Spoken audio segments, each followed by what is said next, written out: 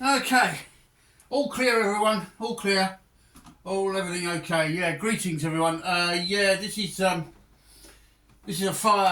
smoke alarm test, just in case you wondered. It comes through the speaker here, and yeah, we have to do that once a week, you know, building fire regulations, that type of thing.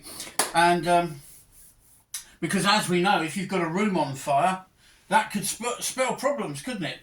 So, okay, greetings vinyl junkies in the digital age, rockers, rollers, lovers of music, lovers of my stupidity on these videos. You are all so welcome. All you viewers, all you subscribers, everybody, you're all welcome. Today we're going to review Stevie Nicks' album, The Other Side of the Mirror. It was her fourth album, full-length album, and it often gets derided a little bit as being not quite as good as the previous three, and possibly not as good as later releases. I don't know. We're going to look at it today. I'm a Stevie Nicks fan, largely because of Fleetwood Mac. I fell in love with her voice. It's an unusual voice. It's not everybody's cup of tea, as we're going to discover in this review. But before we carry on with her, oh dear, getting old, you know, bending over is not an option. Right, so before we get on with her, let's have a look at what's coming up on the channel soon, because that has changed somewhat due to a recent shopping trip which we videoed for you on here. It's Vinyl Junkie out shopping. So next video will be a rainbow. Long live rock and roll. That's coming up. We also promised you some more proggy pop rock from a band, and this time it's the Moody Blues Octave. And they do a bit of slipping in a slide zone. What on earth is that? We'll find out. Okay. On the art rock scene from the 1970s, three great albums from the great David Bowie. We've already reviewed Aladdin Sane. We've already done Ziggy Stardust and Spiders and Mars. Here's my third favourite album from that period, Diamond Dogs, David Bowie. That's coming up. Recently we celebrated 50 years of Slade in Flame. Slade, an often overlooked, underappreciated British pop rock band. But what was their lowest selling album? And why was it low selling? Was it a load of old rubbish, or was it half decent?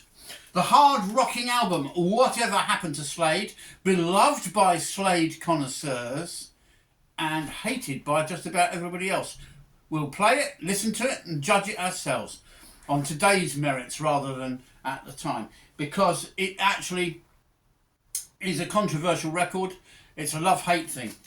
Also coming up on the channel, when we were out shopping for vinyl records, my friend Big Boy Jeffers, we call him, found this Roxy Music, the Atlantic Years, a record spanning a certain period of Roxy Music's history and showcasing a lot of hits on here. It's a nice vinyl to own, and that's why we're going to review it. More prog rock coming up later in the year, because we're going to have the CD of Camel's Snow Goose, which was music written to fit the story of the Snow Goose from the book. The Rolling Stones are unlikely to release anything ever again now that's really fresh and new. In my view, I don't know about you, but I think they're all done and dusted, and they could call it quits now on a high. So I'm going to look back at an album nobody quite expected, it from 2016, Blue and Lonesome. An album that was nothing but blues covers. How do they fare on that?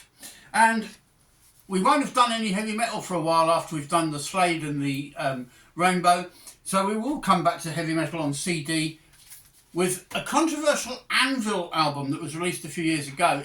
It was celebrating the legalisation of cannabis in Canada. Legal at Last, it's called. Is it good Anvil? Bad Anvil? We'll find out. Moving later into the year, our wonderful colleague in Africa, in Lagos, in Nigeria, Felicia, has not been sitting around doing nothing while we've been running these videos and raising money for her to get her new place. She's been looking at this record, and telling me to go out and buy it. She's very strict, you know. Go out and buy this, she said. I love it. It's African roots music brought up to the modern day. It's OCB. So do you remember them? They did some classic albums. And this apparently, according to Felicia, I mean, what does she know? This is one of them. So we're going to review that. You know, what do they know in Nigeria, honestly? Well, I better not say that. I've been wrong before with Felicia. She's actually very switched on. And she also loves this one, as does my darling wife Marie, who helps us run the channel. Dennis Brown album called Love Has Found Its Way. So all of that's coming up. Are you breathless with excitement? Okay, well I am, even if you're not. Yeah. So, Stevie Nicks, The Other Side of the Mirror. Let's get the wax, the plastic on the platter. I've moved my little logo disc there. And let's look at this album. It's called The Other Side of the Mirror, as I said. And it's a bit of a controversial album for the fans. Some loved it, some thought it was a bit iffy, a bit meh. Let's find out what we think. And we'll kick off first with the first track, Side One, a logical place to start. And the biggest hit from the album, released both in the UK and the US. This single did really well. And have we got sound? Well, we have. And it's called Rooms on Fire. Somewhere out in the back of your mind, comes your real life and the life that you know. It seems like it was a creation of some of those same old things. You seem to be the only thing that's in the light. She had just in the name, but we're unfamiliar with almost everyone but you. But maybe I'm just thinking that the room's all on fire every time that you walk in the room. There is magic all around you. If I do say so myself, I have known this much longer than I know you. Well, there we are. We're kicking off with a really good pop rock song there. We're going to comment on it a bit later when we discuss the tracks on the wax. But what we have here is an album of unconventional lyrics, solid production, a musical fairy tale really about life in the music industry, using princesses, kings, queens, ghosts and castles as metaphors. That she could satisfy miles. She dreamed of a warmth and luxury. And she laughed and she cried and she tried to talk it out. And he hated to be separated from that picture love. But maybe I'm just thinking that the room's all on fire every time that you walk in the room. Oh, you're enjoying yourselves too much. You've got to turn that off. Dear oh dear, we can't have that. So, inspiration for this album, as you might have guessed, maybe, from the way Stevie's attired here and the checkerboard floor there. We comment on that in a second. The inspiration for this album was drawn from the fairy tale world of Lewis Carroll's Alice in Wonderland. And she uses this as a figurative expression for the world of show business. And the songs often have a kind of bittersweet sentiment drifting in and out of reality, which makes, as I said at the beginning, the unconventional lyrics are really quite hard to understand. It's quite a cryptic record in that respect. The next track we're going to play on side one is the last one, which is I'll just check my notes for this one, make sure we've got the right one. I am not getting the wrong track this time, no matter what. I do it too often, don't I? Yeah, so the next track is the one I thought it was. Good. No flies on me today, guys. This is an interesting one, I like this. Listen to that, moody, bluesy. Wow.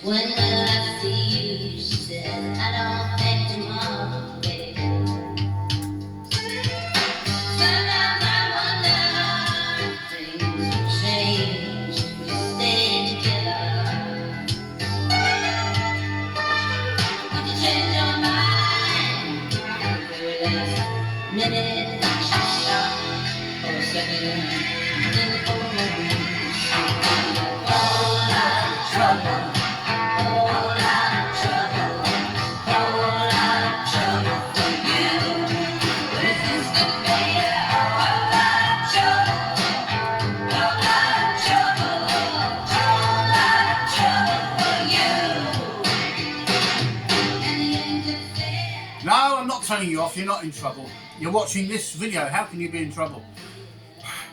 The often criticised clunky 1980s style of the production, as you can probably hear, in my view does nothing to affect the overall enchantment of the music, and especially Stevie's dry, sort of sexually flat vocal style. I think it works really well, and I think a Whole Lot of Trouble finishes off side one in fine style, but we will go through the tracks in a moment.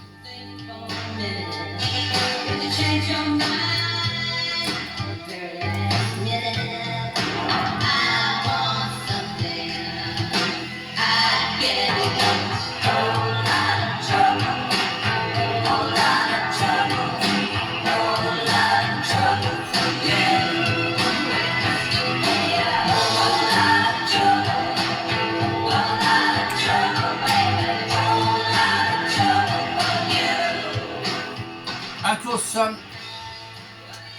closing out side one in a classy style, there really are no highs or lows on the album. It's a fairly even textured record that, when I listen to it personally, this is just me, I play the whole thing and I just let it all wash over me and just soak it up with my eyes closed. It's actually a headphone record in some ways, because there's a lot more going on than you might hear, because if anything, this 80s clunky production actually enhances Stevie's voice and the quality of the songs. She's on good vocal form on this record, as you can hear. And as I said, I let the sound fact wash over me in a very pleasant kind of way. This type of production for me is no less enduring, for me at least, than, say, Phil Spector's Wall of Sound from the 1960s. Do you remember that, with the Ronettes and the River Deep, Mountain High, I Can Tina Turner? Phil had this Wall of Sound and he applied it to everything. And then in the 90s, do you remember Stock Aitken and Waterman with their sort of blanket of sound, which they applied to all sorts of people? Kylie Minogue and Jason Donovan. Anyway, this is a Whole Lot of Trouble!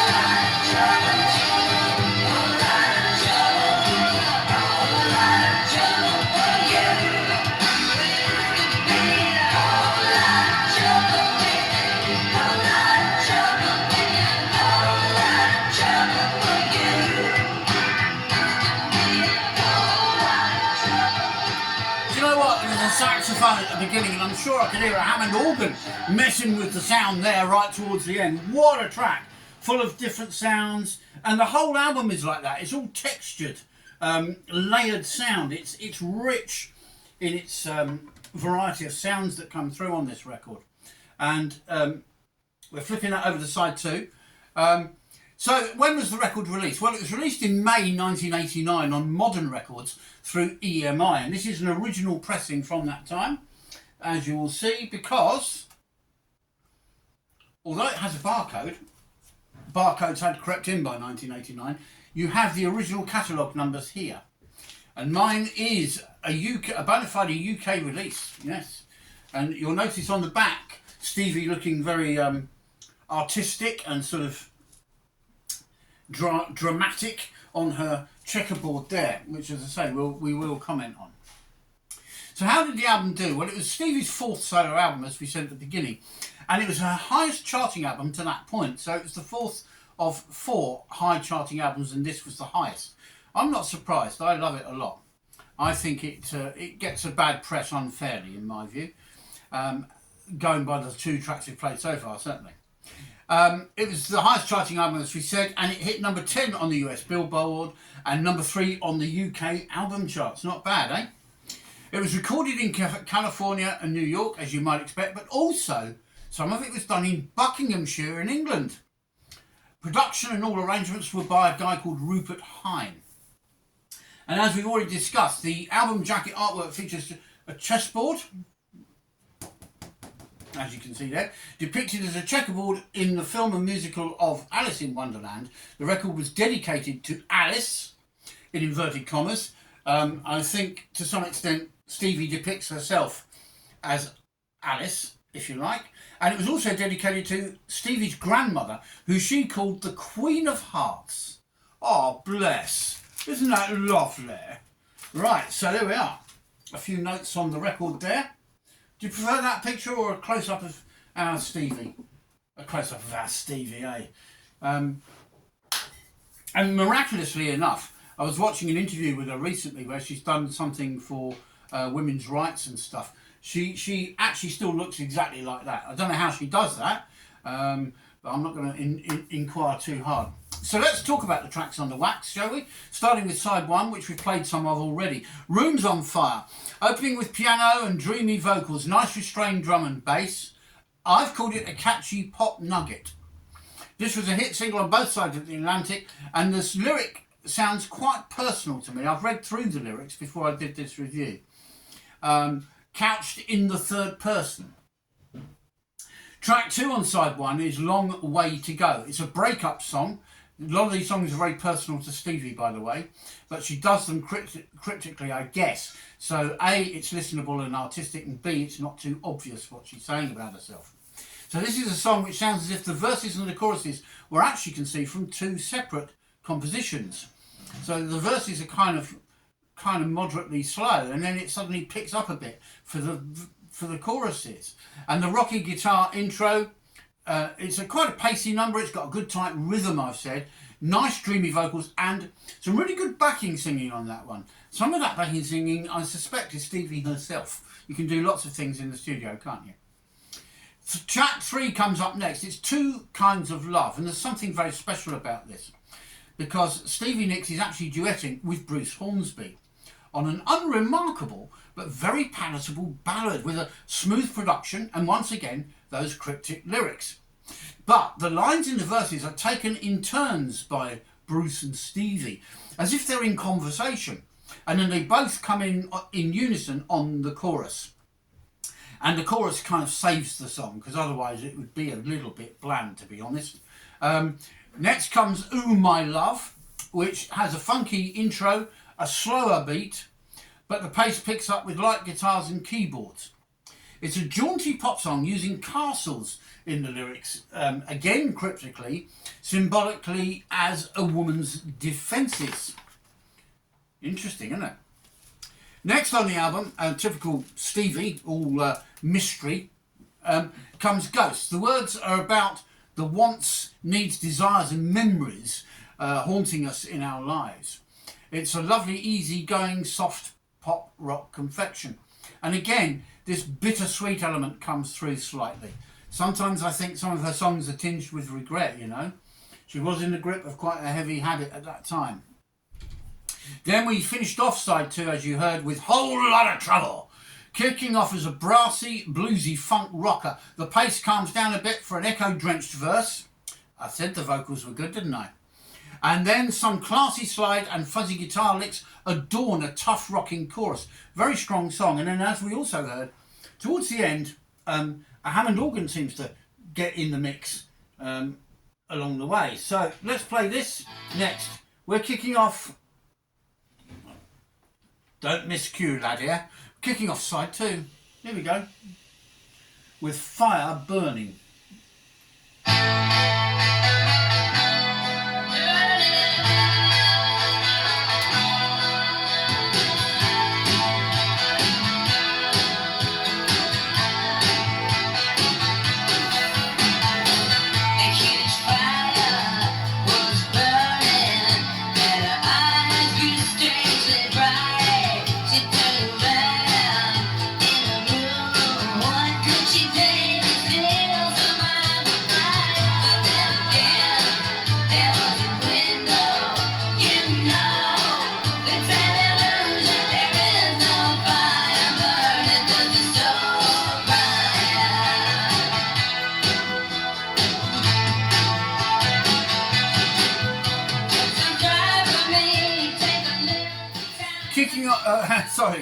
Heavier drum sound on what is a galloping rocker with great phrasing all round, and the song is generally about inner turmoil. There is no fire burning, it's your soul crying. Sad.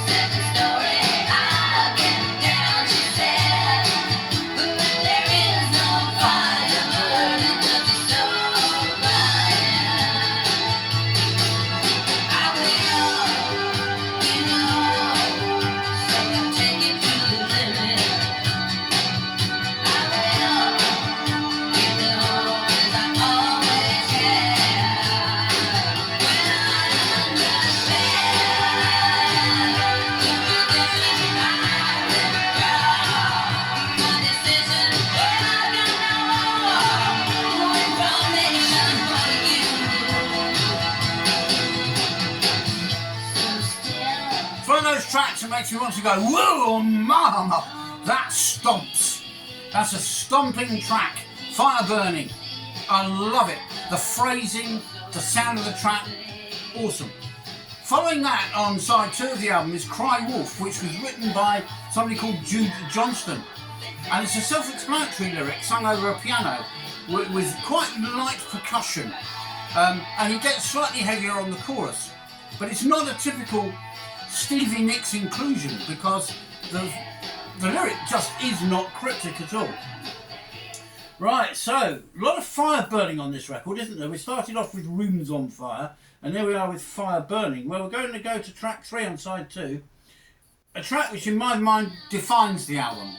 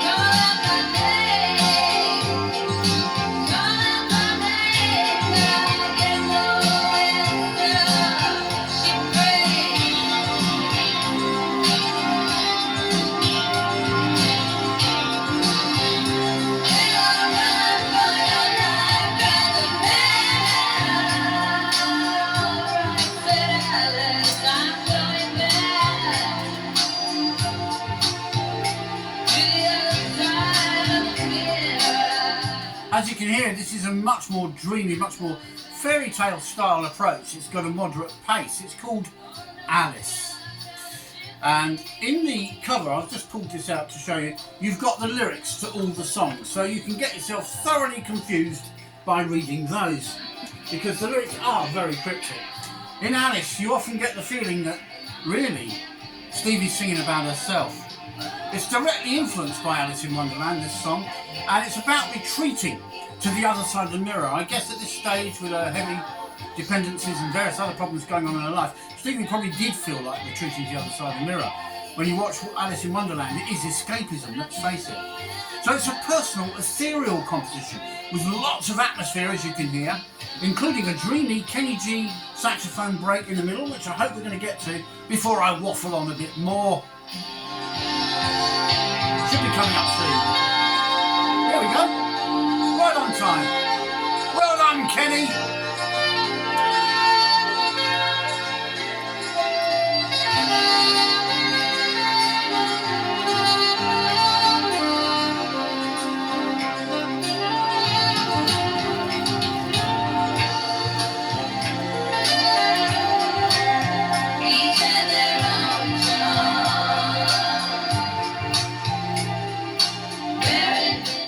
Right, isn't that lush? Isn't it gorgeous? What a song. That's called Alice, and as we said, it was directly taken from the character of Alice in Wonderland, and applied to Stevie herself. Let's face it, this is a very personal album in many ways, and in a way it defines the way Stevie works. Next up comes a song simply called Juliet, and this is a moderate rocker with a good keyboard and percussion arrangement.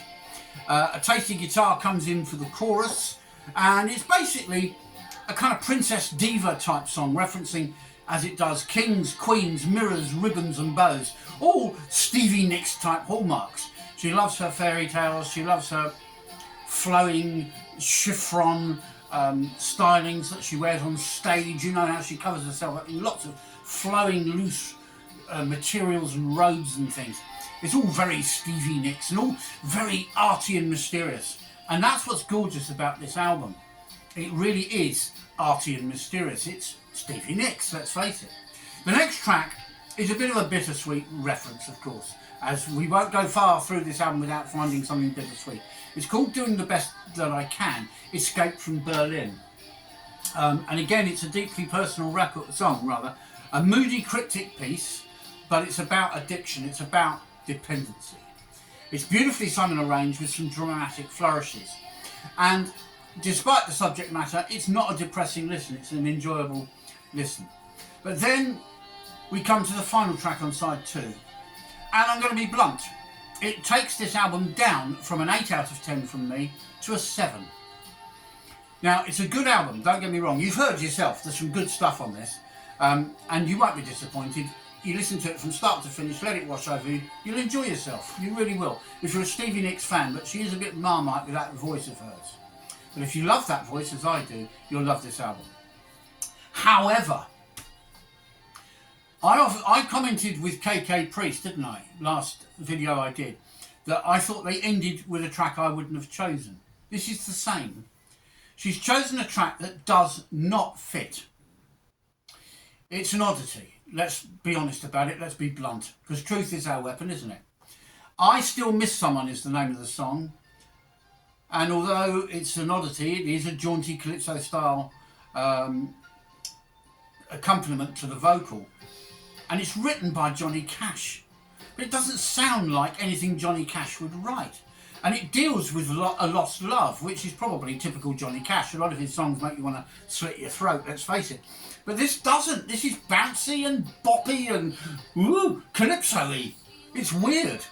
A decent guitar break in the middle, however, breaks the song up, but it would sound more like at home on a rock track, the guitar break.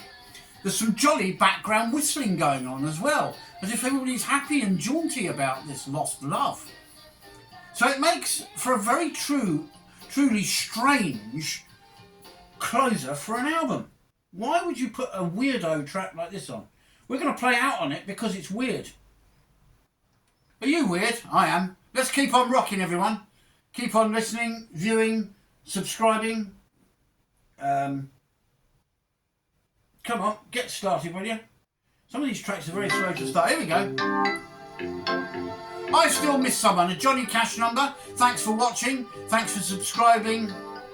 Thanks for being you guys out there and sending in your comments and your thumbs ups. Apparently they count. So keep them coming, the comments, good and bad, I don't mind.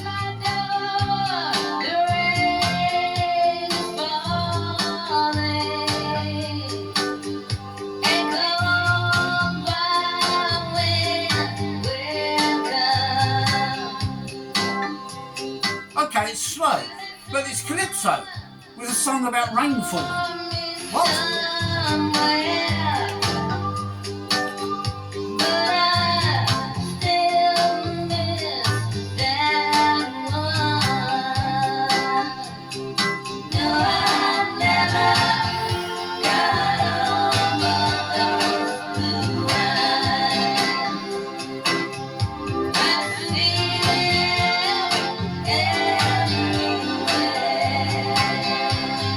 At this point in the proceedings, as we're closing the video out, I usually say keep on rocking, but that's very hard to do listening to this.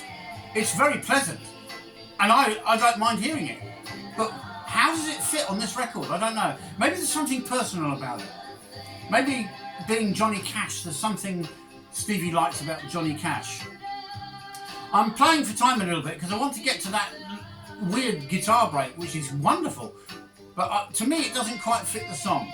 See what you think. Anyway, I'm going to wish you a bonjour or au revoir or whatever the French is, and murky buckets, which is merci beaucoup, for watching. And keep on doing whatever you do to this.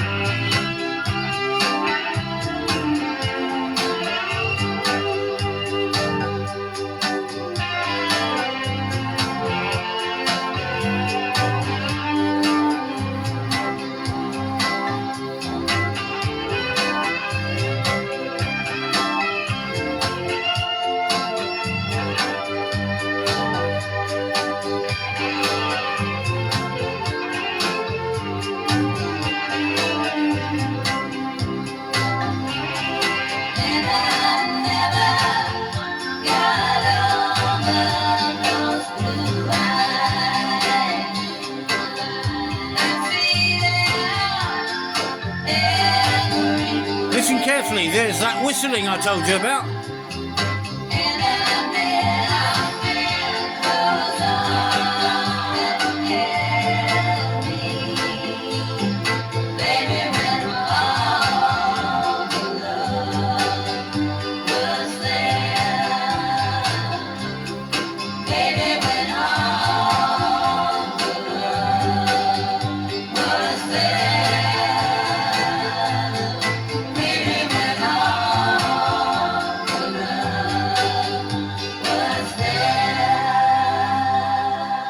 Eat your heart out, Madonna.